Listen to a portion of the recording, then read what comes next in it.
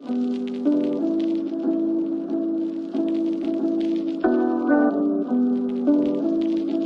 everyone, welcome to Vogue Night In partnership with Galaxy. I'm Olivia Marks, the features editor at British Vogue, and I'm joined this evening by Leigh-Anne Pinnock from Little Mix. Hi Leigh-Anne. Can you please talk me through where you are, because your kitchen looks pretty fabulous. This is my humble abode, my kitchen. This is where the magic happens. Right. I love cooking, so I spend a lot of time here. I bet. Have you spent a lot of time there in the last 6 months? I've really kind of honed in on my cooking skills. Have you? So what have you been making? I think my speciality is jerk chicken wraps. I've nailed those. And I'm really good at a roast as well. I made a roast for the first time. What's your go-to? Chicken, beef? Lamb. Lamb! Okay. That's quite, I would say, out of the roasts, lamb is the outlier. Yeah. To be fair, I can't take the credit. My sister, she literally gives me all of my recipes and ideas because she's just amazing. I'm ringing her constantly. She must get so annoyed with me. What do I put in this? What do I put in this? But yeah, I feel like I can probably stand on my own 2 feet now. Great. So you've got your lamb roast. What about dessert? Are you a dab hand at puddings? I've got a little knack for baking, but I'm really trying to kind of branch out and explore a bit more and practice a bit more, I think. So tonight I'm going to be making Galaxy Truffle tarts. Okay. Yeah, they're super easy, super quick, and I think it's like the perfect treat for having friends over, for like a night in. I'm having a little thing with a couple of friends on the weekend, so I'm going to make these. So we're going to use 2 bars of Galaxy smooth milk. Okay. Great chocolate. Okay, and then we are going to put it into the microwave and give it a little melt. Here we go, lovely melted chocolate.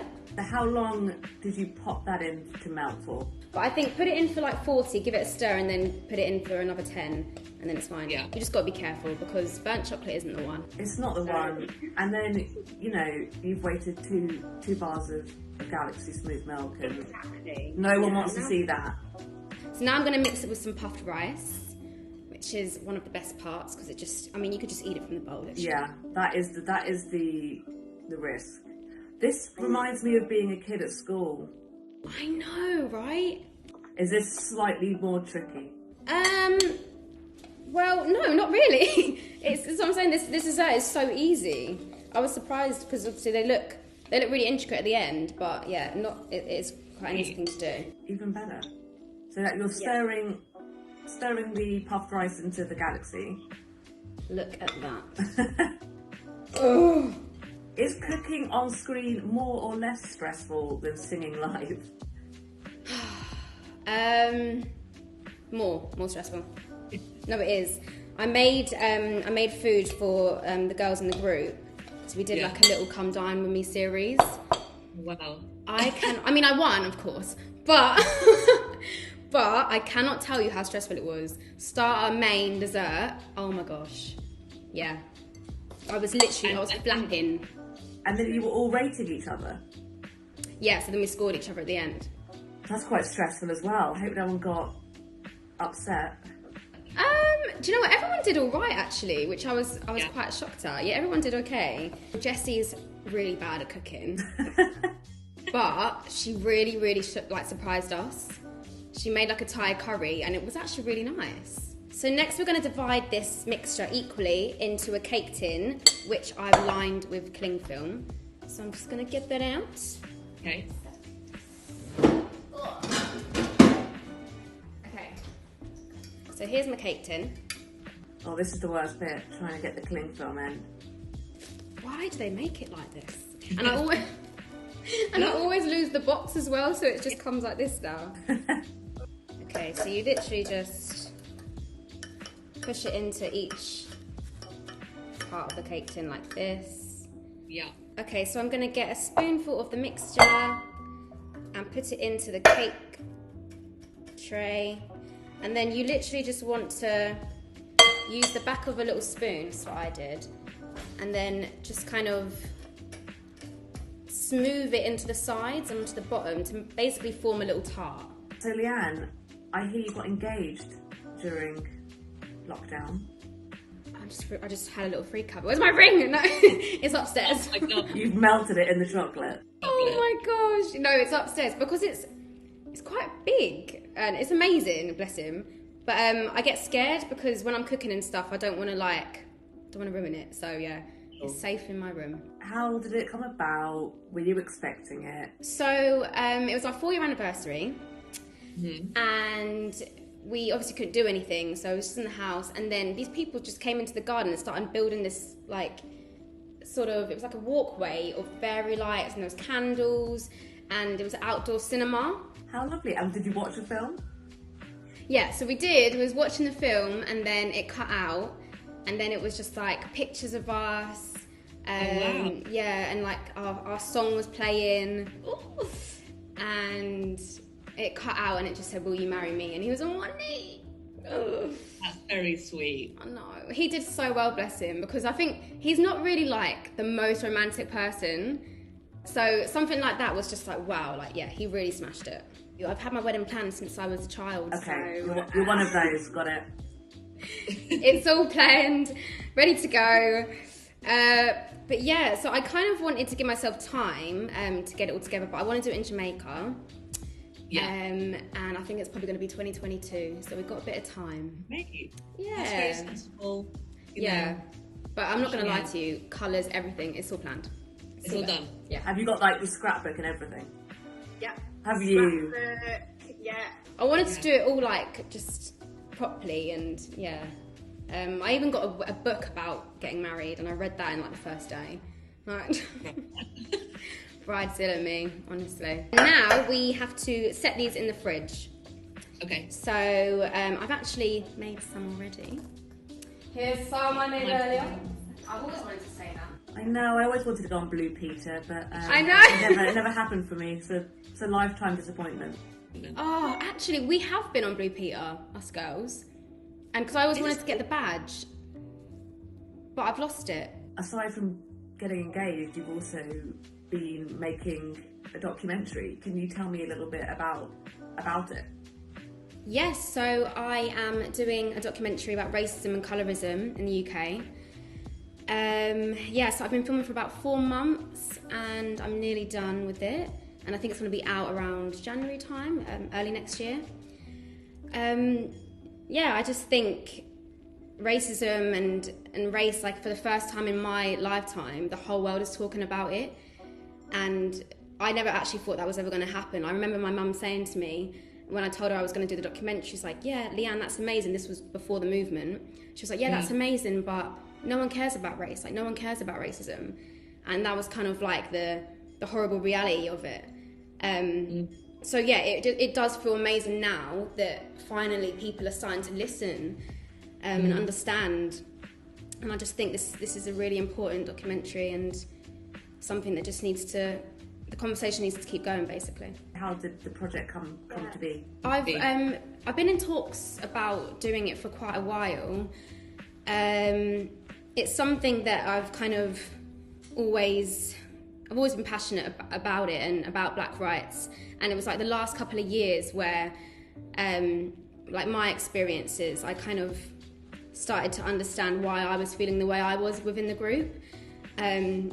And I just wanted to talk about it, and I wanted to tell the world about it, and it's just it's an issue that is just so, like, racism is so rife, and yeah, it needs to be spoken about. And I feel like for so long the conversation was awkward, and I think that's probably why I found it so hard to talk about it within the group. But now I just feel like these conversations need to be second nature. They need to be happening all the time. Like, I need to be able to talk to my white friends about it and not just feel like I can only talk to my family and some of my black friends. Like, this is a conversation that now the whole world needs to have. So, yeah, I feel very fulfilled knowing that I'm doing it and knowing that hopefully I can keep spreading awareness on it. I can't wait to see it. It's gonna, everyone's gonna want to watch it. Thank you. Yeah, it's probably like the heaviest and hardest thing I've ever done.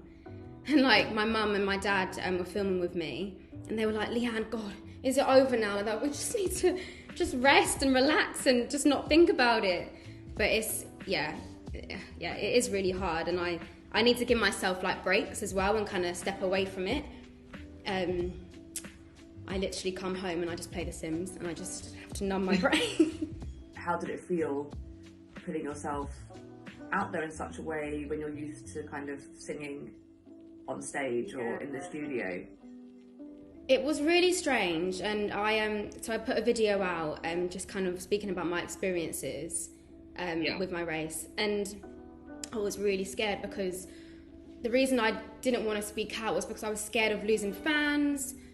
I was scared that people just wouldn't understand, and also like I never really knew how to explain it. Like why would I feel such a way because of the colour of my skin? Like I just could never process it.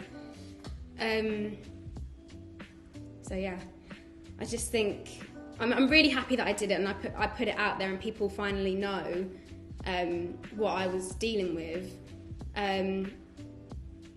Yeah, and I hope it's helped some people, and I just think it's just something that needs to keep going on now, and it needs to keep spoken about. Yeah. And one day I won't get emotional when I speak about it. One day. You have to be able to get some distance in that. I can't imagine how emotional it must have been to kind of to film that and go through it. When I need to switch off, I'm just like TV. Oh, so I'm watching, oh my gosh, what's it called?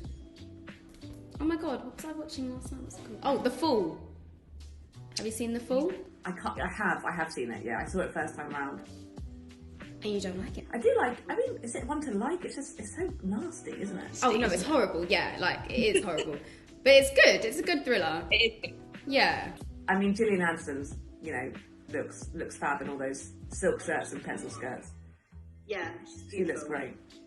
Which isn't really the takeaway from the show, is it? But sure. Yeah. That's definitely Although I did actually get into reading during lockdown. great. What have you read? So I'm currently reading Akala's book, Natives. I don't know if you've heard of it. I have heard of that. I haven't read it, but it's on my list. Yeah. But I'm really bad. Like, I start reading a book and then I just stop. And then maybe I'll start another one, but then, yeah, I need to just learn to finish books. Yeah, I kind of get a bit like I've got so many on my pile that I just want to get onto the next one, and so I start reading almost two at a time, which isn't really. I definitely feel like I need to read more though. I used to a lot when I was younger, and then I don't know. I think when I don't read, my brain just doesn't. It feels a bit like mush. I do think that you can like fall out of the habit, but then once you get back into it, you're fully in. Yeah. So you just kind of got to get through the barrier and then find one that really holds your attention. Where are we in the tart process? So for the filling, we are going to use Galaxy Truffles, and we're going to use the caramel flavour, which, yeah, it's going to be delicious. That sounds good, because I've got the Galaxy Smooth. Amazing. And the orange flavour. Nice. I'm gonna go for an orange flavour. Okay, so you can't be jealous anymore. I can't be jealous anymore. Well, I still can be a bit, but... Okay, so I've chopped up my truffles, and this is what they look like, roughly chopped. And now I'm going to heat some cream. Okay, so I'm going to put my truffles in a bowl. Ready to pour the cream over. And then I'm going to pour onto the truffles. You can see this. So then, just be like that, and then I'm going to give it a mix. Okay. Right, so I've done that. That's the filling. Oh my gosh, I can't wait to lick the bowl. That's it. Now I'm going to put the filling into the tarts. So, oh my gosh, these are going to be so good. And then we're basically going to put these back in the fridge to set. And that's what they will look like.